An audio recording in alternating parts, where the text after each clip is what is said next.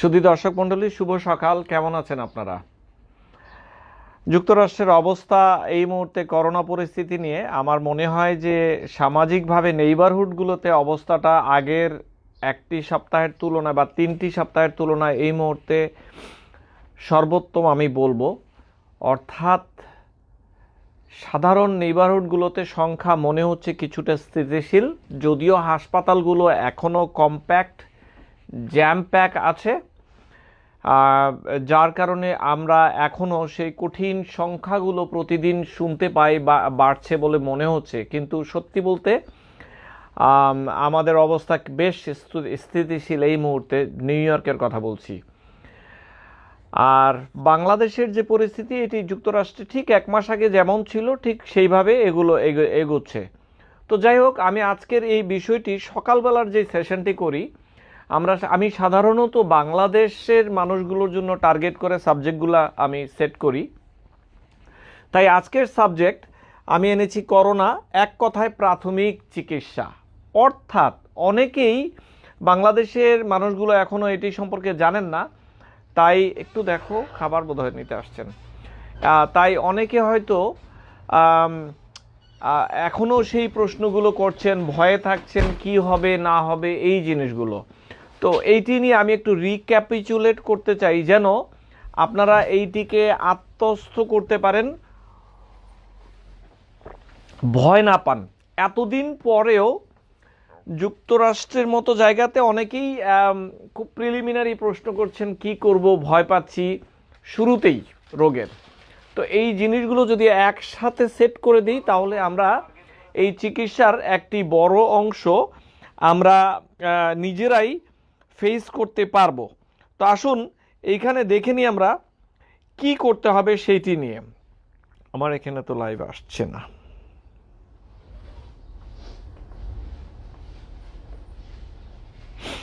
Share করতে চাচ্ছিলাম, হচ্ছে না।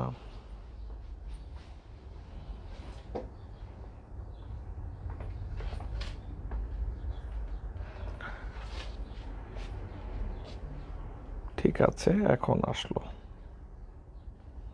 ওকে, আসুন, ধন্যবাদ। এই স্লাইডটি মাথায় ঢুকিয়ে ফেলতে হবে। করোনা, এক কথায় প্রাথমিক চিকিৎসা। 90% মানুষ এইটি করতে হবে নিজে নিজে, অনেকটাই এটি জানতে হবে। তো আমি এক কথায় বলবো, আজকে স্লাইডটি একটু লম্বা হবে কিনা জানি না, কিন্তু মনোযোগ দিয়ে শুনুন, শেয়ার করুন, ভাবুন, নিজেকে প্রস্তুত করুন এই সিচুয়েশনটির জন্য। একটু পানি দিও আমাকে। এক কথায় প্রথমটি হচ্ছে মনোবল ঠিক রাখুন, দ্বিতীয়টি হচ্ছে অন্যদের সুস্থ রাখুন, তৃতীয়টি নিজে সুস্থ থাকুন, এরপর খারাপ হবার লক্ষণগুলো খেয়াল করুন, সৃষ্টিকর্তায় বিশ্বাস। আমি এগুলো সিরিয়ালি রেখেছি ইম্পর্টেন্স হিসেবে। প্লিজ ব্যাপারগুলো বুঝুন, মনোবল ঠিক রাখুন। বেশিরভাগ মানুষই কল দিচ্ছে, আমার কাশি শুরু হয়েছে, আমি কি করব, আমার একটু একটু গলা ব্যথা হচ্ছে, কি করব, একটু একটু কান ব্যথা, কি করব, আমার কি সেই রোগটি হয়ে গেল কিনা। আমরা এই পর্যন্ত সবাই নিজেকে এডুকেটেড করে ফেলেছি, বাকি জিনিসগুলো জানি, কিন্তু মানতে চাই না, ডিনায়াল বলে মেডিকেল ভাষায়। এই জায়গাটিতেই আমাদের একটু পরিবর্তন দরকার। আমরা সবাই জানি ব্যাপারগুলো, কিন্তু একসাথে এই যে স্ট্রেংথ নিয়ে, মানসিক বল নিয়ে এইটিকে ফেস করা, সেইটি কিন্তু একটি বড় যুদ্ধ। তো এই যুদ্ধের অংশ হচ্ছে, দেখুন, প্রায় 50-55% মানুষ হয়তো এটিতে এফেক্টেড হয়ে যাবে, বাকি 45-50% মানুষ করোনার মানসিক রোগী হয়ে যাচ্ছে।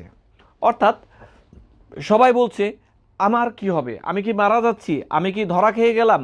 সেটি যিনি সপ্তাহে 6 দিন জিম করছেন, তিনিও ভাবছেন আমি ধরা খেয়ে গেলাম কিনা, আমার কি হবে। আর যিনি অসুস্থ আগে থেকেই, তিনি তো বলছেনই আমি তো শেষ। এই যুদ্ধের প্রথমে আমি এই 45% অংশ যারা এইটি নিয়ে মানসিকভাবে বিপর্যস্ত, তাদেরকে বলি, প্রথমে যখন লক্ষণগুলো দেখবেন, মেহেরবানি করে এই লক্ষণ আসলেও মানসিকভাবে শক্ত থাকুন। নিজেকে বলুন যে করোনায় আক্রান্তদের মধ্যে 95% সুস্থ হয়ে যায়। অর্থাৎ এই গেমের পুরোটি বিধাতা আমাদেরকে ভালো দিকে রেখেছেন। ধরা যদি খাইও, চয়েস কি আছে? আমি কি রাইটারতে হাসপাতালে যাব? সেখানে তো আরও অসুস্থ মানুষ আছে। ধরা যদি খাইও, আমি কি রাইটারতে ডায়াগনস্টিক কিট আনতে যাব? না। তাহলে কি করতে হবে? সুস্থ থাকুন, নিজেকে মানসিকভাবে সুস্থ থাকার চেষ্টা করুন যে হ্যাঁ বুঝলাম হয়েছে, আমাকে এখন শক্ত থাকতে হবে। নাম্বার 1 এইটির কারণে এইটি যদি ঠিক থাকে, বাকি 4টি স্তর আপনাকে এই সময়টিকে পার করে দিবে।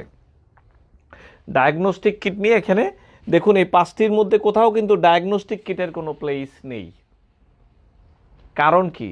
কারণ বেশিরভাগ মানুষ মাইল্ড বা মডারেট কেসে ডায়াগনস্টিক কিটের কোনো ভূমিকা নেই। এই মুহূর্তে যত মানুষ সর্দি কাশি আছে তাদেরকে ধরেই নেওয়া হবে করোনায় আক্রান্ত, আপনার ডায়াগনস্টিক কিট থাকুক বা না থাকুক। আর আমরা ডাক্তাররা তো যারা হাসপাতালে কাজ করি, তারা এখন যে কোনো রোগী হাসপাতালে পেটের ব্যথা নিয়ে আসলেও ধরে নিতে হয় এটি করোনা, মাথা ব্যথা নিয়ে আসছে করোনা, ডায়রিয়া নিয়ে আসছে করোনা, কোমর ব্যথা নিয়ে আসছে করোনা। তো তাহলে ডায়াগনস্টিক কিটের কিন্তু কোনো ভূমিকা নেই। আসুন এর পরের স্টেপে যাই। এটি হলো মনোবল ঠিক রাখা, এটি হচ্ছে আসল কাজ। শুরুতে আপনার যতই লক্ষণ থাকুক নিজেকে বলুন আপনি এটা পারবেন, শুধু 10টি দিনের সময় চেয়ে নেবেন। এরপর যেটি আছে, অন্যদের সুস্থ রাখুন। দেখুন নিজে সুস্থ রাখুন কিন্তু পরের লেভেলে আসছে। আমি অন্যদের সুস্থ রাখুন ব্যাপারটি বলেছি, এইটির ইম্পর্টেন্স আছে। অর্থাৎ আপনার যদি করোনা লক্ষণ থাকেও, আপনার প্রধান কর্তব্য এই মুহূর্তে হবে আপনি আপনার আশেপাশের মানুষ প্রিয়জনগুলোকে কিভাবে সুস্থ রাখবেন, সেইটি আসল কথা। আপনি অসুস্থ হয়ে গিয়েছেন বুঝলাম, কিন্তু আপনার উপর একটি গুরু দায়িত্ব আপনি কিভাবে অন্যদের ভালো রাখবেন। অন্যদের ভালো কিভাবে রাখবেন? আপনি যে বাসায় থাকেন সবাইকে বলে দেন আমার লক্ষণ এরকম মনে হচ্ছে। ডাক্তার সাহেবরা তো সবসময় বলছে কোয়ারেন্টাইন কথাটি, সামাজিক দূরত্ব ব্যাপারটি আপনি আস্তে করে আপনার জায়গাটুকু পরিবারের মধ্যে আপনি নিয়ে নেবেন। তাহলে কি করবেন? সামাজিক দূরত্ব স্ট্রিক্টলি আপনাকে এনফোর্স করতে হবে, যেন যেন যেন সামাজিক দূরত্বর মাধ্যমে আপনি সবাইকে সুস্থ রাখতে পারেন। ধরুন আপনি আপনার পরিবারের একজন অসুস্থ হলেন, আপনি ভাবলেন যে কিছুই হবে না, আচ্ছা ঠিক আছে দেখা যাক কি হয়। আপনার পরিবারে যে 4 জন সদস্য আছে ইনক্লুডিং আপনার বাবা মা, তাদেরকে কিন্তু আপনি অসুস্থ বানিয়ে দেবেন। এইটির কি হবে? আমার প্রশ্ন এই জায়গাটিতেই। যেই কারণে আপনি নিজে সুস্থ হবার আগের লেভেলটি এনেছি আমি, অন্যদের সুস্থ রাখুন, খুবই জরুরি একটি ব্যাপার। এরপর আসুন নিজে সুস্থ থাকুন, লক্ষণ ভেদে চিকিৎসা। এটি এখনো পর্যন্ত 95% মানুষ লক্ষণ ভেদে চিকিৎসায় ভালো হয়ে যাচ্ছে, এবং এই লক্ষণ ভেদে চিকিৎসা আপনার ডাক্তার এই মুহূর্তে আপনি কোথাও ডাক্তার পাবেন না, সেটি যুক্তরাষ্ট্র হোক বাংলাদেশ হোক যেখানেই হোক, তারা ব্যস্ত সেই 5% মানুষকে কিভাবে চিকিৎসা দিবে সেইটি নিয়ে। তাহলে এই লক্ষণ ভেদে চিকিৎসার অংশটুকু আপনাকে জানতেই হবে। এই ব্যাপারটি একটু শুনে নিন, আমি অন্য স্লাইডে বলেছি ওগুলোও দেখবেন, কিন্তু এইটি জানতেই হবে সবাইকেই। লক্ষণ কি? জ্বর, কাশি, গলা ব্যথা, শ্বাসকষ্টটা পরে বলি, একটু ডায়রিয়া, এগুলো। তো এই যে সামনের 10 দিন আপনাদের যাদের হলো মনে করেন, তারা কিন্তু এগুলো জানতে হবে কি করতে হবে। আপনার যদি অন্যান্য সমস্যা না থাকে, জ্বর 100.4 উপরে ফারেনহাইটের উপরে না যায়, আপনি প্যারাসিটামল দিয়েই চালিয়ে নিতে পারেন, কিন্তু জ্বরের শরীর ব্যথার ব্যাপারটি 6 ঘন্টা পর পর 500 মিলিগ্রামের বা 6 থেকে 8 ঘন্টা পর পর, যদি নর্মাল ওজন হয় আপনার একজন অ্যাডাল্ট মানুষ, 6 ঘন্টা পর পর এই প্যারাসিটামল জাতীয় ওষুধগুলো খেয়ে যেতে পারেন। এখন কতদিন খাবেন? 10 দিন আপনার রোগটি চলছে, আপনি 10 দিন খেতে পারেন নিরাপদে, অন্য যদি মেজর সমস্যা না থাকে। আর এর মধ্যে যদি জ্বর কমতে না থাকে, তাহলে ন্যাপ্রক্সেন জাতীয় ঔষধ, এটি 500 মিলিগ্রাম দিনে 2 বার করে যদি প্রয়োজন হয় স্বল্প সময়ের জন্য খাওয়া যেতে পারে, যদি কিডনির প্রবলেম বা আলসার না থাকে। এখন এইটি সাময়িক। তো এই জ্বরটি আমি দেখেছি 14, 15, 16 দিন পর্যন্ত অনেকের থাকে। সো তাহলে এই জ্বর, শরীর ব্যথা, মাথা ব্যথা, এটির জন্য প্যারাসিটামলই সর্বোত্তম ঔষধ। এটি এক। কাশির জন্য বাজারে বিভিন্ন রকমের ঔষধ পাওয়া যায়। একান্ত যদি মিনিংফুল শ্বাসকষ্ট না হয়, এটি নিয়ে টেনশন করার কিছু নাই। কফ সিরাপ বা কফের ট্যাবলেট খেয়ে যান রাউন্ড দ্য ক্লক, এটি থাকবে। চতুর্থ বা পঞ্চম দিনে গিয়ে একটু পেট নরম হয়, সেই সময়টিতে একটু কেয়ারফুল থাকতে হবে। পেট নরমকে পেট নর্মাল করার ওষুধ খেতে পারেন, অথবা অপেক্ষা করুন 2টি দিন। এটি একটি ইম্পর্টেন্ট জিনিস। একটি এরপর মাথা ব্যথা, দুর্বলতা। মাথা ব্যথাটি সাধারণত চলে যায়, কিন্তু দুর্বলতাটুকু বেশ কিছুদিন থাকবে। অনেকের 6 সপ্তাহ পর্যন্ত থাকে দুর্বলতা। সেই জায়গাটি তো মানসিক একটি ব্যাপার রয়েছে, এটি খেয়াল রাখতে হবে। আর এই রকম সিচুয়েশনে দেখা গিয়েছে যে কিছু মানুষ এই পরিস্থিতিটিকে খুব ভালোভাবে হ্যান্ডেল করতে পারে, যারা শুধুমাত্র শুয়ে বসে না থাকে, যারা একটু হাঁটাচলা করে, রুমের ভিতরেই হোক, একটু পজিটিভ মাইন্ড থাকে, আমাকে পারতেই হবে, একটু বাসার মধ্যে একটু এক্সারসাইজ, প্রচুর পানি খেতে হবে। এই পজিটিভ মানুষগুলো দেখা গিয়েছে যে এই করোনার আক্রান্ত হলেও তারা তাদের আউটকামটি একটু বেশি। এটি আমি ব্যক্তিগত অভিজ্ঞতা থেকে বলছি। সারাক্ষণ শুয়ে বসে থাকবেন, এইটি হবে না। একটি ওয়ার্ম বাথ নিন, গোসল করুন, পজিটিভ থাকুন, বসুন, কম্পিউটারে একটু দেখেন কি হচ্ছে, মেবি টিভিতে আপনার প্রিয় খেলাটি দেখতে পারেন, একটু ফ্রেশ বাতাস নিন জানলাটি খুলে, পজিটিভ ভাবুন, বন্ধু বান্ধবের সাথে একটু কথা বলুন, দোস্ত কেমন আছিস, এই অবস্থা। তো এইটি করে পজিটিভ না থাকলে কিন্তু শুধুমাত্র শুয়ে থাকবেন, রেস্ট করবেন, ভাববেন কোনো একটি সময় চলে যাবে, এটি হবে না। এই সময়টিতে প্রচুর পানি খেতে হবে। পানির যেই প্রয়োজনীয়তা সেটি বেড়ে যায়, শরীরের ভিতর প্রচুর প্রদাহ চলতে থাকে, এই জন্য এটির প্রয়োজনীয়তা বেড়ে যায়। প্রায় ডাবল করে দিন আপনার পানি পান করারটি। প্লেন ওয়াটার, কি খেতে পারলেন না পারলেন সেটি নয়, প্লেন ওয়াটার খেতে হবে। এরপর আসুন, তো লক্ষণগুলো তো আমরা বুঝে গেলাম। 8 থেকে 9 দিনের মাথায় দেখা যায় যে মানুষের শ্বাসকষ্ট কিছুটা শুরু হয়েছে। সেই জন্য ফুসফুসের কিছু ব্যায়াম আগে থেকেই সবার করা উচিত, যেটি আমি আগামীকাল সকালে আমি পরিষ্কারভাবে দেখাবো ফুসফুসের ব্যায়াম কিভাবে করতে হবে। কিন্তু সেই ব্যায়ামটি করতে হবে। এখন একটু বলি 2টি জোরে শ্বাস নিয়ে হোল্ড করুন 5 সেকেন্ড, ছেড়ে দিন আবার। এইরকম টাইপের ব্যায়াম আমি আরো বিস্তারিত অনেকগুলো বলবো। এভাবে সকালে 5 বার, রাতে 5 বার করবেন। একটু কাশি আসবে, একটু কাশি বেড়ে যাবে এটি করার সময়, কিন্তু কোনো অসুবিধা নেই, এইটি নিয়ম এটির। তো যাই হোক, পজিটিভ থিঙ্কিং এবং এক্সারসাইজ এবং নিজে সুস্থ থাকা লক্ষণ বেঁধে সেইটিও বুঝতে হবে। এরপর এই পরিস্থিতিতে আগামী 9-10 দিন সকল মানুষ যারা এফেক্টেড হচ্ছেন বা হয়েছেন তাদের জন্য একটি যুদ্ধ 12-13 দিন পর্যন্ত থাকে। খারাপ হওয়ার লক্ষণগুলো শুধু যদি একটু মাথায় রাখেন। অনেককে দেখেছি প্রথম দিন থেকে বলছেন আমার কি শ্বাসকষ্ট হচ্ছে, যার জ্বর নেই সেও বলছে আমার শ্বাসকষ্ট হচ্ছে। ব্যাপারটি কিন্তু ঠিক সেই রকম নয়, সত্যি ব্যাপারটি সেরকম নয়। খারাপ হবার লক্ষণগুলো জাস্ট একটু মাথায় রাখুন। সারাদিনে হয়তো 1-2 বার নিজে ভাবতে পারেন যদি লক্ষণ আসে তবে। এছাড়া এইটি নিয়ে প্রি অকুপাইড হয়ে আপনি জীবনটি নষ্ট করে ফেলবেন তা হবে না। 95% মানুষের এই লক্ষণগুলো আসেই না। তবু জানানোর জন্য বলি, রক্তচাপ কমে যাবার সম্ভাবনা থাকে শেষের দিকে, যেমন 122/60, তার নিচে অল্টার্ড মেন্টাল স্ট্যাটাস, অর্থাৎ আপনি মানুষ চিনবেন না, আবোল তাবোল বকবেন, এটি হবার সম্ভাবনা থাকলে মনে করবেন যে এটি খারাপের দিকে যাচ্ছে। এটি খুব কম, রেয়ারলি 1 থেকে 2% মানুষের হয়। তৃতীয়টি হচ্ছে ট্যাকিপনিয়া, শ্বাসকষ্ট। এখন আমরা বাঙালিদেরকে আমরা একটু মনস্তাত্ত্বিকভাবে আমরা একটু দুর্বল থাকি। যাকেই জিজ্ঞাসা করবেন শ্বাসকষ্ট আছে, তিনিই বলবেন আছে। সেটি নয়। আপনি 10টি স্টেপ হাঁটতে পারেন কিনা দেখুন, সিঁড়ি বাইতে পারছেন কিনা দেখুন। সেই ক্ষেত্রে যদি মাত্রাতিরিক্ত শ্বাসকষ্ট হয় সেইটিকে বলবো শ্বাসকষ্ট। বাসায় যদি মাপার যন্ত্র থাকে পালস অক্সিমিটার, যেটি দিয়ে অক্সিজেন মাপা যায়, সেই ক্ষেত্রে যদি 90% নিচে আসে তখন এটিকে মিনিংফুল বলা হয়। আমি অনেক হোম ভিজিট করছি, বেশিরভাগেরই দেখা যায় যে অক্সিজেনের মাত্রা 98%-র কাছাকাছি, কিন্তু মুখে বলছেন শ্বাসকষ্ট। সেই জায়গাগুলোতে আরেকটু সতর্ক হওয়া উচিত।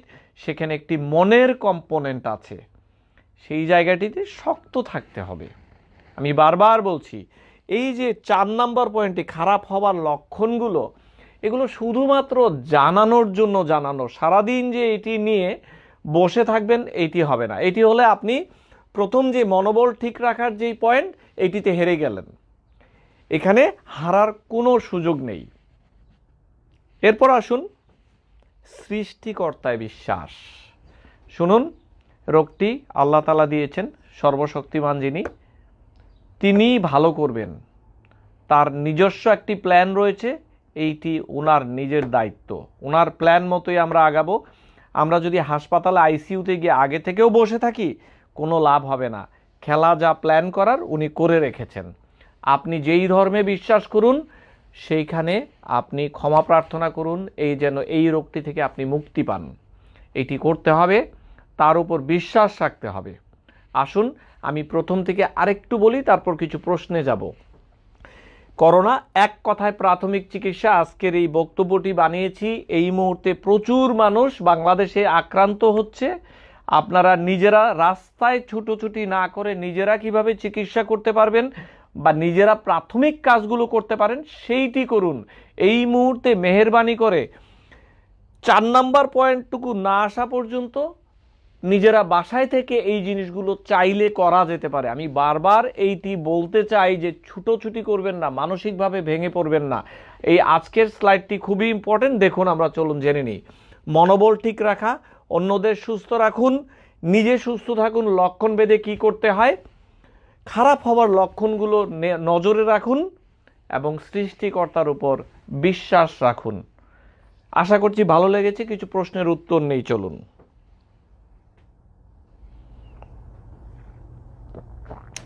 আজ একটি স্টাডিতে দেখতে পেলাম যে না, আসলে পানির মাধ্যমে এটি মানুষের লক্ষণ ছড়ায় না। হ্যাঁ, আপনি পানিতে নামলেন, একই ওয়াটার একজন মানুষের গায়ে থেকে আরেকজন মানুষের যেতে পারে, কিন্তু ওখান থেকে গিয়ে যে রোগ হবে এই পর্যন্ত এরকম কোনো কমেন্ট করার সুযোগ এখনও নেই। তো এখনও মনে হচ্ছে যে এটি মোটামুটি এটি নিরাপদ পুকুরে গোসল করা। যে নিউ ইয়র্কের পিক চলছে, শুনলাম আরেকটি পিক আসবে। জি, সব দেশেই সেকেন্ড একটি পিক আসার কথা। অর্থাৎ প্রথম ফেজে আপনার 45% মানুষ এফেক্টেড হয় সাধারণত। তাহলে বাকি 55 বা 50% মানুষ কি হবে? যখন এটি ছেড়ে দেওয়া হবে, আস্তে আস্তে মানুষ সমাজে আসতে থাকবে, তখন বাকি 50 বা 55% মানুষ থেকে আরও 20% মানুষ এফেক্টেড হবে। 70 বা 65% মানুষ যখন ইনফেক্টেড হয়ে যায় তখন এটিকে হার্ড ইমিউনিটি বলা হয়। তাই ছোট আরেকটি পিক আসে বা আসার কথা, যেটি চায়নাতে হয়েছে, যেটি জাপানে হয়েছে, যেটি সাউথ কোরিয়াতে হয়েছে, এটি আসবে। কপাল খারাপ যাদের আছে তারা সেখানে গিয়ে ধরা খাবেন। তাই যুক্তরাষ্ট্র যে নতুন টেস্টটি বের করছে, অ্যান্টিবডি টেস্টিং, এটি এসে যাবে আগামী 4-5 দিনের মধ্যে। সেইটি দিয়ে বোঝা যাবে কারা সমাজে এখন ফ্রন্ট লাইনে থাকবে, যাবে, বের হবে বাসা থেকে। যারা ইমিউন তারা কি আগে আস্তে আস্তে বের হবে। এটি একটি প্রক্রিয়া, একদিনে বলা যাবে না আর যে আমরা সবাই চলো বের হয়ে যাই, আমরা সুস্থ হব, এটি বলা যাবে না। We can go back to work with full protection. Full protection কি আর সম্ভব? কাজে পিপি পরে বসে থাকতে হবে? আচ্ছা, কামাল হোসেন লিখেছেন tomato salad can we eat. এই মুহূর্তে আমি সালাদের পক্ষে যাব না, আপাতত 1 মাস আমরা সালাদ থেকে দূর থাকি। সবজি, রান্না করা সবজি খাই আমরা, হ্যাঁ, সেটি করতে হবে।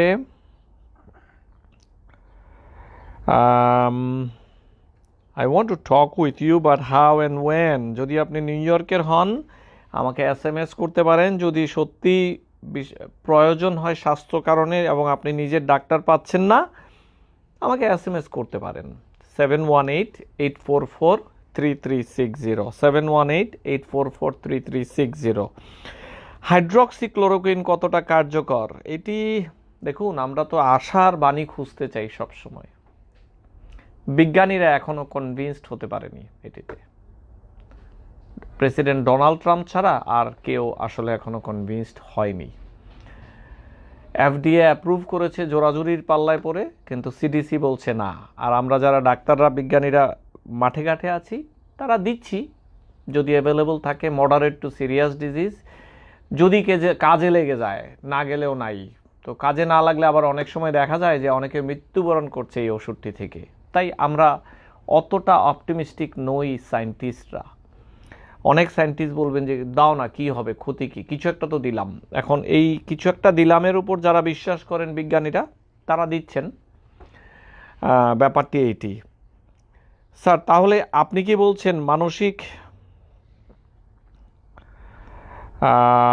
বলছেন মানসিকভাবে শক্ত থাকলে, মনোবল ঠিক রাখলে অনেকটা ঠিক থাকা যায়? জি, আমি এটিতে বিশ্বাস করি। আমি শত শত উদাহরণ দেব, যারা মানসিকভাবে শক্ত তারা এটি ভালোভাবে এই সময়টুকু পার করতে পেরেছে। হ্যাঁ, আচ্ছা, একটি উদাহরণ দিই। CNN-এ দেখবেন ক্রিস কোমো, সে এই মুহূর্তে এফেক্টে, সে প্রতিদিন শো করছে, তার চোখ মুখ লাল, তার জ্বর আসছে, শরীর ব্যথা, তাও সে আসছে শো করার জন্য প্রতিদিন রাতে 1 ঘন্টার জন্য। কতটুকু মানসিক শক্তি থাকলে মানুষ এটি করতে পারে, এইটি একটি জ্বলন্ত উদাহরণ। আশরাফুল আলম টুটু লিখেছেন, শ্বাসকষ্ট শুরু হওয়ার আগ পর্যন্ত বাসায় থাকতে হয়, কিন্তু শ্বাসকষ্ট শুরু হয়ে গেলে তো রোগ শেষ পর্যায়ে চলে যায়, তখন হাসপাতালে যাওয়া দুরূহ হয়ে যায়। ধরুন আপনি শ্বাসকষ্ট হয়নি, আপনি হাসপাতালে গেলেন, কি করবে ডাক্তার সাহেবরা আপনাকে বলুন? তাদের হাতে কি কোনো অস্ত্র আছে আপনাকে আগে থেকেই ভালো না? তার চেয়ে বরঞ্চ আপনি নিজের বাসায় থেকে লক্ষণ ভেদে চিকিৎসা করুন। শ্বাসকষ্ট হলে যে একেবারে শেষ পর্যায়ে তাও তো নয়। অনেক শ্বাসকষ্টওয়ালা রোগী হাসপাতালে গিয়ে অন্য একটি রোগ নিয়ে বাসায় এসেছে। আবার দেখা গিয়েছে মানুষ বলছে শ্বাসকষ্ট, হাসপাতালে গিয়ে চেক করার পর বলে কিছুই হয়নি, তখন সেই মানুষটি আবার হাসতে হাসতে বাসায় চলে আসলো। তো শ্বাসকষ্ট কোথায় ছিল বলুন? তখন এই সময়টুকু আপনি আপনার একজন পরিবারের সদস্য নিয়ে হাসপাতালে গেলেন, আপনি অসুস্থ, পরিবারের লোকটি হাসপাতাল থেকে অসুস্থতা নিয়ে আসলো, কোথায় গেলেন? কি হবে তাহলে বলুন? হাসপাতালে কি চিকিৎসা আছে এটির? নাই। তো আসলে কতটুকু কোনটি শ্বাসকষ্ট সেইটি বুঝতে হবে আমাদের সবার আগে।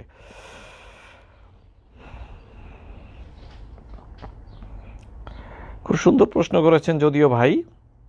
কোনো লক্ষণ ছাড়া পজিটিভ হচ্ছে কিভাবে ভাই? হ্যাঁ, অনেক মানুষ অ্যাসিমটোম্যাটিক ক্যারিয়ার, লক্ষণ নেই কিন্তু রোগটি নিয়ে ঘুরছেন, এটি অনেক মানুষ আছে। স্যার, আপনি কি মনে করেন রাস্তায় হাঁটাহাঁটি করা যাবে? করা যাবে। আমি প্রেফার করব মাস্ক, গ্লাভস পরে খুব আর্লি মর্নিংয়ে হাঁটবেন, যখন রাস্তায় কেউ নাই। অযাচিতভাবে অপ্রয়োজনে হাঁটা চলা করা যাবে না। স্যার, পরিবার নিয়ে নিউ ইয়র্কে কি গাড়ি নিয়ে ঘুরতে যাবে? সুন্দর প্রশ্ন। মানে দরজা জানলা বন্ধ করে ঘুরে এলে কি ক্ষতি হবে? আমার মনের কথাটি বলেছেন। পরিবার নিয়ে যদি যান, আমি তো বলি আমি একটু হার্ড লাইনার। বাড়ির ভিতরেও তো আমরা যে একজন এক একটি জায়গায় কোয়ারেন্টাইনে থাকার কথা এই কয়েকটি সপ্তাহ। আপনি তো জানেন না আপনাদের মধ্যে কে ক্যারি করছেন। সামাজিক দূরত্ব কিন্তু শুধুমাত্র বাহির হলেই হবে তা নয়, বাড়ির ভেতরও একটু সন্দেহের চোখে একটু চলতে হবে। তাই হ্যাঁ, আমার বাড়িতেও আমার 2 ছেলে, তারা আমার সামনেই আসে না গত 1 মাস। আমি খুব মানে প্রাউডভাবেই বলছি যে তারা স্বশিক্ষিত এই ব্যাপারে। তো ঠিক সেম জিনিস, আপনার যদি গাড়ি নিয়ে ঘুরতে মনে হয়, আপনি গাড়িটি নিয়ে বের হন, চক্কর দিয়ে বাড়িতে চলে আসুন, কোথাও নামবেন না। গাড়িতে ঢোকার আগে হ্যান্ডেলটি পরিষ্কার করে নেবেন, ওয়াইপ করে নেবেন, ভেতরে ঢুকে এনিওয়ে আপনি আপনার প্রোটেকশন নিতে হবে। একটি গাড়িতে 4 জন ফ্যামিলি মেম্বার ঘোরাঘুরি করছেন, সেখানে কিন্তু 6 ফিট ডিস্টেন্স হচ্ছে না। কখনোই বলা হচ্ছে না যে 6 ফিট ডিস্টেন্স বাড়ি থেকে বেরোলে। বাড়ির ভেতরও যতটুকু সম্ভব করা উচিত। পরিস্থিতি খুব খারাপ। লুৎফুন খানম, আমার বড় ভাই, বয়স 56, গত সপ্তাহ ধরে গলা ব্যথা কিন্তু সর্দি জ্বর। আচ্ছা, তাফাজ্জল স্যার, 5 নাম্বার পয়েন্ট যদি 1 পয়েন্টে রাখলে খুশি হতাম, ধন্যবাদ।